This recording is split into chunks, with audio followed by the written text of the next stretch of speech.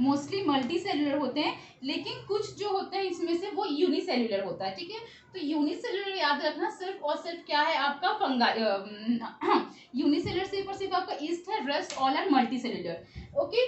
और अगर इसकी हम बात करें तो ये जो एस्कोमाइसाइटिस होते हैं ये सैप्रोफाइटिक होते हैं, डिकम्पोजर्स होते हैं। इनकी जो माइसीलियम होती है, ठीक है, इनका माइसीलियम कैसा होता है, एक तो ब्रांच्ड होता है, ठीक है, और दूसरा कैसा होता है, सेप्टेट होता है।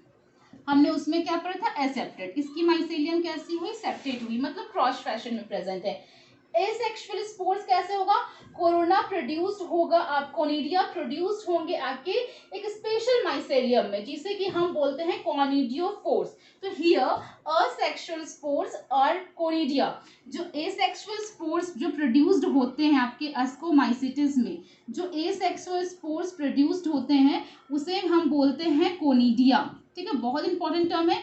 यहाँ जो एसेक्सुअल स्पोर्स प्रोड्यूस होता है उसे हम क्या बोलते हैं, कोनिडिया। और ये किस में प्रोड्यूस होता है, कोनिडियोफोर्स में, एक्सोजिनसली प्रोड्यूस्ड ऑन कॉनिडियोफोर्स, ठीक है। ये कॉनिडियोफोर्स में कॉनिडियोस्पोर्स प्रोड्यूस्ड होता है एक्सोजेनियसली, उसमें स्पोरेंजियम में स्पोर्स प्रोड्यूस हो रहा था एंडोजीनियसली, इसमें कॉनिडियोफोर्स में कॉनिडिया प्रोड्यूस्ड होते हैं एक्सोजेनियसली, ठीक है। इसमें सेक्सुअल स्पोर्स भी होते हैं, वहां कोई फार्माकोसाइकोसाइमाइटिस में कोई भी एसेक्सुअल नहीं था, यहाँ पे सेक्सुअल स्पोर्स का भी प्रोडक्शन होता है, ठीक है। जो सेक्सुअल स्पोर्स होते हैं, अगर हम सेक्सुअल स्पोर्स की बात करें तो उन्हें हम एस्कोस्पोर्स बोलते हैं, और वो जिसमें प्रोड्यूस्ड होते हैं, जिस सैक में, उस सैक को हम क्या बोलते हैं, एसाई बोलते हैं। तो sexual spores are known as your ascospores, ठीक है, इसे हम बोलेंगे एस्कोस्पोर्स। और ये कैसे प्रोड्यूस्ड होते हैं, एंडोजीनियसली प्रोड्यूस्ड होते हैं, एंडोजीनियसली प्रोड्यूस्ड होंगे एसाई में। देखो हम बात कर रहे हैं एस्कोमाइसाइटिस की, एसेक्सुअल स्पोर्स प्रोड्यूस हुए कॉनिडिया में, सेक्सुअल स्पोर्स प्रोड्यूस हुए एस्कोस्पोर्स में। कॉनिडिया किस में आ रहा है, कॉनिडियोफोर में। एस्कोस्पोर्स किस में आ रहा है, एसाई में। कॉनिडियोस्पोर्स एक्सोजिनसली प्रोड्यूस होता है, एसाई एंडोजिनियसली प्रोड्यूस होता है। ये जो एसाई है ये बहुत ही फ्रूटिंग बॉडीज है, ठीक है। जो acai different types of fruiting bodies को बोलते हैं, तो इसे हम एसियोकार्प्स भी बोल सकते हैं ना, आपको ऐसा ही याद नहीं रहेगा तो इसको हम बोल सकते हैं एस्कोकार्प्स, ठीक है।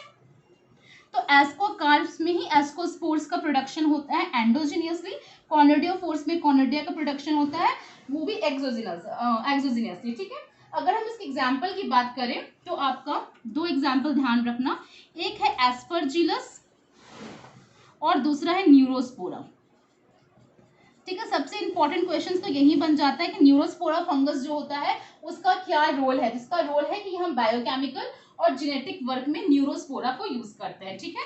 तो हम थर्ड क्लास की ओर बढ़ते हैं जो कि हमारा है बेसिडियोमाइसाइटिस।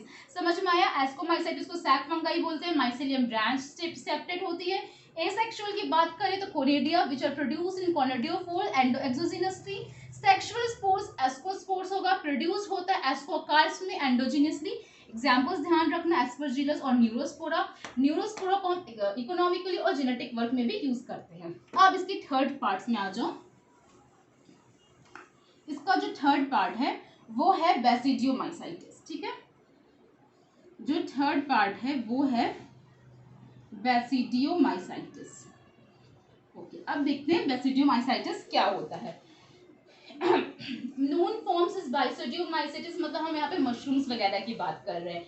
ये आपके सॉइल में ग्रो हो सकते हैं, ट्री स्टम्स में भी ग्रो होते हैं, लॉग्स में भी ग्रो होते हैं, ठीक है। इनकी जो माइसीलियम होती है बिल्कुल एस्कोमाइसाइटिस जैसी ही होती है। इसकी माइसीलियम मतलब क्या बच्चों, ये भी ब्रांच्ड होगा और सेप्टेट होगा, ठीक है। ये भी ब्रांच्ड और सेप्टेट रहता है। एसेक्सुअल स्पोर्स जनरली इसमें नहीं होती हैं, ठीक है। एसेक्सुअल स्पोर्स नहीं होती हैं, लेकिन वेजिटेटिव रिप्रोडक्शन होता है बाय फ्रेगमेंटेशन। तो सेकेंड पॉइंट हम ये बात करें इसकी कि असेक्सुअल रिप्रोडक्शन इसमें एब्सेंट रहता है, लेकिन वेजिटेटिव रिप्रोडक्शन होता है थ्रू फ्रेगमेंटेशन। अंडरस्टूड। अब नेक्स्ट पॉइंट ये हो सकता है इसका कि जो इसके सेक्स ऑर्गन्स भी इसमें नहीं होते हैं, sex organs are absent but plasmogamy होते हैं इसमें, ठीक है। ओके, अब देखो प्लाज्मोगैमी, इसमें आपके सेक्स सेल्स एब्सेंट हैं, तो अब यहाँ पे आपका कैसे होगा सेक्सुअल रिप्रोडक्शन? तो सेक्सुअल रिप्रोडक्शन कैसे होता है, दो हम स्ट्रेन्स को लाते हैं फंगाई के, तो पहले इनमें प्लाज्मोगैमी होगा, जो मैंने आपको बताया इससे प्रीवियस वो में। प्लाज्मोगैमी के बाद क्या होता है आपका, ये प्लाज्मोगैमी का फॉर्मेशन हो गया, ठीक है, डाइकैरियोन फेज बन गए। उसके बाद आपका कैरियोगैमी होता है, ठीक है, कैरियोगैमी होता है। फिर ये 2n जाइगोट का मियोटिक डिवीजन होगा, ठीक है, meiosis of zygote resulting in the formation of 4 haploid spores. तो जाइगोट फॉलोड बाय मियोसिस, ठीक है। सो ये जो इनमें जो रिप्रोडक्शन होता है ये इस टाइप का होता है, सेक्स सेल्स एब्सेंट रहते हैं, बट प्लाज्मोगैमी होता है। प्लाज्मो कैसे क्या होगा, दो सोमैटिक सेल्स को हम लाएंगे डिफरेंट स्ट्रेन्स के, उनका फ्यूजन करवाएंगे, जो रिजल्टेंट स्ट्रक्चर मिलेगा वो डाइकैरियोटिक होगा, जो अल्टीमेटली जाइगोट का फॉर्मेशन करेगा। यहाँ पे जाइगोट को हम क्या बोलते हैं, बेसिडियम बोलते हैं। जाइगोट नहीं बोल के हम यहाँ पे क्या बोलेंगे, इसे बेसिडियम बोलेंगे, क्योंकि हम बेसिडियोमाइसाइटिस की बात कर रहे हैं। तो जो भी हमें रिजल्टेंट स्ट्रक्चर मिलेगा वो क्या होगा, बेसिडियम होगा, ठीक है। कैरियोगैमी और मियोसिस होगा, जिससे कि हमें 4 बेसिडियो, ये जो स्पोर्स मिला आपको 4, इस 4 स्पोर्स का हम क्या नाम रख देंगे यहाँ पे, 4 बेसिडियो स्पोर्स, यहाँ पे हम इसे बोलेंगे बेसिडियो स्पोर्स। तो बिल्कुल इजी है बच्चों, मैंने जो आपको बताया। अब हम बेसिडियोमाइसेटाइस की बात करें तो जो भी जाइगोट होगा उसको हम बेसिडियम बोलेंगे, जो भी 4 स्पोर्स हम मिले उसे हम 4 बेसिडियो स्पोर्स बोलेंगे, ठीक है। अब बेसिडिया जो होती है वो एक फ्रूटिंग बॉडीज में अरेंज होती है, और जिस फ्रूटिंग बॉडीज में ये बेसिडिया जो अरेंज होंगी, इस फ्रूटिंग बॉडीज में मान लो बेसिडिया अरेंज्ड है, तो इस फ्रूटिंग बॉडीज को क्या बोलेंगे, बेसिडियो कार्प्स बोलेंगे, ठीक है। क्या बोलेंगे इसको, बेसिडियो कार्प्स। उसमें हमने पढ़ा था ना एस्कोकार्प्स, एस्कोमाइसाइटिस में, तो जिसमें बेसिडिया अरेंज्ड रहती हैं उस पर्टिकुलर फ्रूटिंग बॉडीज को हम बेसिडियो कार्प्स बोलते हैं। इसका एग्जांपल हो जाएगा agaricus, puccinia, okay. So this is all about the basidiomycetes. Mycelium कैसा होता है, ब्रांच सेप्टेड होता है, एसेक्सुअल रिप्रोडक्शन होता नहीं है, वेजिटेटिव रिप्रोडक्शन फ्रेगमेंटेशन के थ्रू होता है, सेक्स सेल्स एब्सेंट होते हैं, इसलिए दो सोमैटिक सेल्स को पास लाया जाता है, प्लाज्मोगैमी होती है, फिर कैरियोगैमी होती है, बेसिडियम का फॉर्मेशन हो गया, फिर इनका मियोटिक डिफिजन होता है, तो 4 बेसिडियो स्पोर्स मिलते हैं। बेसिडिया जिस फ्रूटिंग बॉडीज में प्रेजेंट रहती है उस फ्रूटिंग बॉडीज को हम क्या बोलते हैं, बेसिडियो कार्प्स बोलते हैं। अंडरस्टूड बेसिडियोमाइसाइटिस। अब इसके लास्ट पार्ट में आ जाओ, ठीक है। लास्ट क्लासिफिकेशन हमने क्या पढ़ा था, ड्यूट्रोमाइसाइटिस, ठीक है। लास्ट क्लासिफिकेशन है इसका ड्यूट्रोमाइसाइटिस।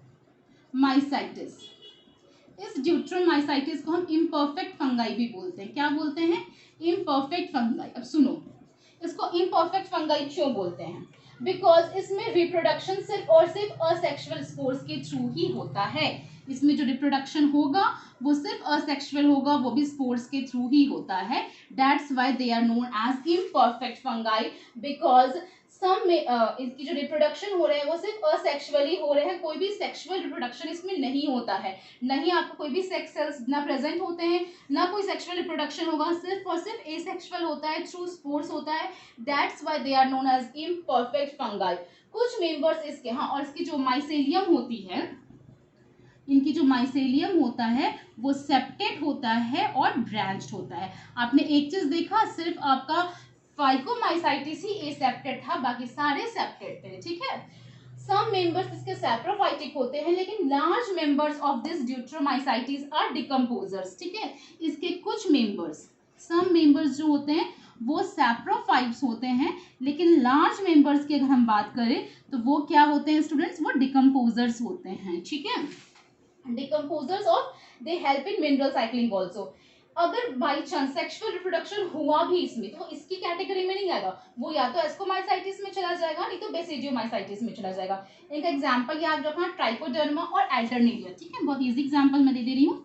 एक ट्राइकोडर्मा याद रखना और एक याद रखना एल्टरनेरिया, ठीक है। तो these are example of deuteromycetes. So this is all about the fungi students. तो मैंने पहले फंगाई में आपको इसकी कैरेक्टरिस्टिक फीचर्स बता दी, फंगाई क्या होता है, उसकी मोड ऑफ न्यूट्रिशन क्या होती है, उसकी सेल वॉल कैसी होती है, सिम्बायोटिक एसोसिएशन का मतलब क्या होता है, ठीक है। फिर मैंने आपको बताया किस बेसिस पे हमने इसे इतनी सारी क्लासेस में बांटा है। तो हमने क्लासेस में क्या देखा, उनका माइसेलियम का स्ट्रक्चर देखा, स्पोर फॉर्मेशन कैसा होता है उसके बेसिस पे देखो फ्रूटिंग बॉडीज, यही तीन ही तो डिफरेंट थे तीनों क्लासेस में, मतलब यही हमारा बेसिक था फंगाई को चार क्लास में डिवाइड करने का, ठीक है। हमने देखा कि कुछ सेक्सुअल रिप्रोडक्शन में तीन टाइप्स के होते हैं, plasmogamy, karyogamy and zygote bye meiosis, ठीक है। तो this all about the fungi. In the next class we will talk about the kingdom Plantae, Animalia and the kingdom Virus.